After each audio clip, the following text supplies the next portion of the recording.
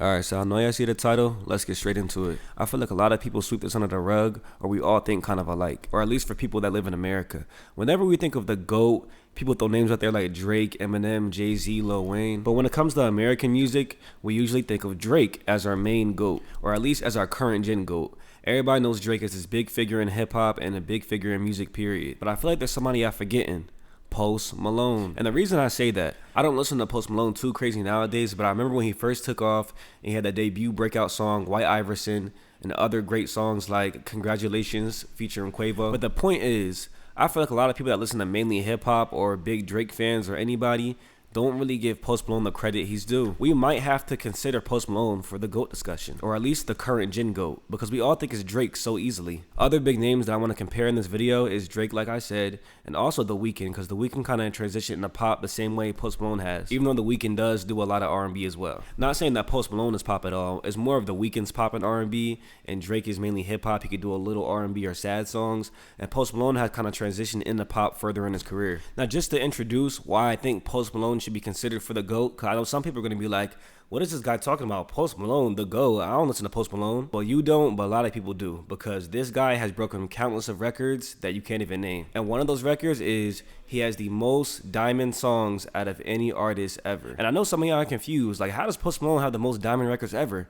I don't listen to Post Malone. None of my friends listen to Post Malone. That doesn't matter. I don't know how either, but he does. The former record holder for the most diamond songs used to be Bruno Mars with 6, but Post Malone has now broken that with 7, and now he has 8. So as you can see here, to get a diamond song, you have to go 10 times platinum on that song. And I don't care what nobody says. That's a crazy accolade. I don't care who it is. So I know that people think Drake is the biggest in the music industry, and he kind of is face-wise, but Post Malone isn't the same as Drake. Post Malone has all these diamond records. Where's Drake's diamond records at? Drake actually has 5 diamond records, but the thing is, he's a feature on like 2 or 3 of those songs. So it's a little less impressive than Post Malone's, because Post Malone has been like the main artist on every diamond record of his songs. And you also gotta think, Post Malone came into the game way after Drake did. Drake came in with Take Care years before, and still Post Malone passed him in diamond records. Not to mention, passing Bruno Mars in diamond records is crazy. If you remember that Bruno Mars wave back in the day, you know he was going stupid. But just to give you another record that Post Malone broke that even solidifies his case even more for the GOAT right now, is that Post Malone's album Stoney spent 77 weeks on the Billboard Top 10 R&B and hip hop album chart.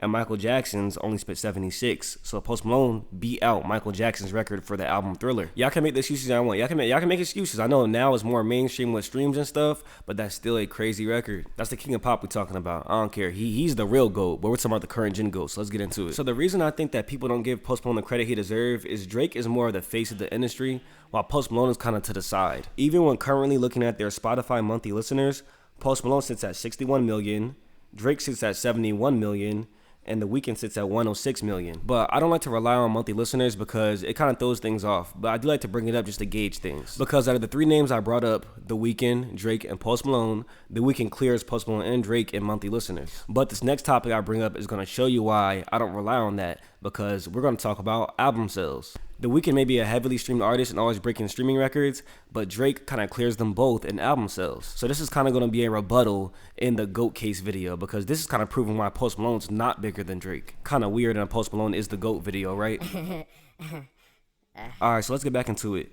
If I bring up Post Malone's most recent solo album, it is 12 Karat Toothache, which sold 121K first week album sales. And not too shabby, but also not that good for an 8-time diamond artist. Now, if I compare that to Drake's most recent solo album, which is Honestly Nevermind, kind of mid-album, but that sold 204K first week, which is also Drake's lowest selling album to date. So Drake's arguably worst album and lowest selling album did better than Post Malone's most recent album. So now a fan could argue, how is Post Malone the GOAT if he can't even outsell Drake? I'm gonna be honest, I don't know, cause Honestly Nevermind was not a good received album, and still it sold more than Post Malone's most recent album, and Post Malone is still in his prime, so I really don't know. But just to be fair, let's bring up Post Malone's peak, which I think is the Beer Bongs and Bentleys album. The Beer Bongs and Bentleys album sold 461K first week, which is way better than the album I just told you. So let's compare that to another recent Drake album, which kind of had mixed reviews, CLB. The CLB album, or other known as Certified Lover Boy album, sold 613K first week, which is almost 200K more than Post Malone's Beer Bongs and Bentleys album. Not to mention that Drake kind of consistently sells more than 600K first week, all his albums. I said kinda, which means almost. Not every album, but most albums, he kind of does sell more than 600K first week. And given the stats, Post Malone just can't do that, which is also kind of confusing, because how do you have 3 more diamond records than Drake, more than Bruno Mars also, but you can't sell as much album-wise as Drake can? Not to mention that pop kind of does better than hip-hop sometimes, given Taylor Swift, Katy Perry, artists of that caliber. Because boy, Taylor Swift sells more than Drake. That's a different GOAT. But back on topic, even when bringing up an artist like The Weeknd is a streaming machine. He recently broke a record as the most streamed artist on Spotify, or the artist on Spotify with the most monthly listeners. He's the first artist on Spotify to hit more than 100 million monthly listeners. So it could strike you curious, like, is The Weeknd the GOAT? Drake hasn't hit 100 million on Spotify, so it must be The Weeknd. But I could say the same thing about The Weeknd with album sales. Dawn FM only sold 154K first week. Another popular The Weeknd album, After Hours, only sold 444K first week. And another big album that The Weeknd dropped is Starboy, which sold 348K first week. All less than Drake, because Drake kind of consistently does around 600K first week, like I said. And it's not like I solely want to rely on first week album sales, but I feel like it's the best way to gauge success or popularity as an artist. Because monthly listeners, that's cool and all, but it fluctuates month to month. Diamond records, that's also a very good stat, but also you can have a lot of diamond records but sell low album sales every time. If an artist consistently does good album sales, that shows that over their career, they have been very consistent over the span of their career. What did he say? Alright, I don't know what I just said, but basically what I'm trying to say is album sales consistently over your career, getting the same kind of numbers, shows you've been consistent throughout your whole career. But if you sell good this one year, boom, like Post Malone 400K, then you drop all the way down to 100K, can you really call yourself the GOAT? Drake's album Take Care came out 12 years ago. And now, currently, he's still selling 600K, and he sold 600K with Take Care also, and nothing was the same, he sold 600K.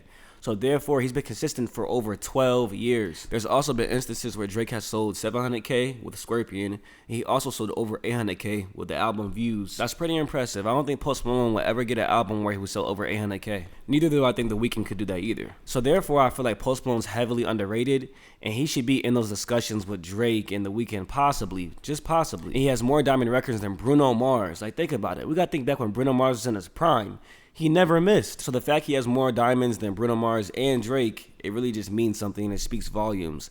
So Post Malone, I don't think we can consider him the GOAT necessarily, but he definitely is up there with them. And who knows, Post Malone's still pretty young, so we don't know if he's going to get even more diamond records, and maybe nobody will ever be able to catch him. But at the same time, I feel like we got to put some respect on Post Malone's name, man. We really do. Because nobody really listens to Post Malone around me. I don't know about my viewers, but hey, let me know in the comments if you listen to Post Malone. It's crazy to me that Michael Jackson doesn't have more diamond records, but I don't know, maybe it's different eras. Let me know what y'all think in the comments, and I'm out. Ain't no other bitch around that can tie you. We got Glockies and them shots make you careful. And my ex bitch got a man, I'm in a bad mood. And them Glockies and them shots make you bad news. I can't pass my heart around, I'm paying bad dues. And I'm tired of you always getting bad dues. You getting bad dues. I been trapping sundown till it's coming back up. Niggas still on my swag till I'm not had enough. Keep on speaking of my name and I'm taking your stuff. You try to cheat me on my bitch, then I'm taking your bro.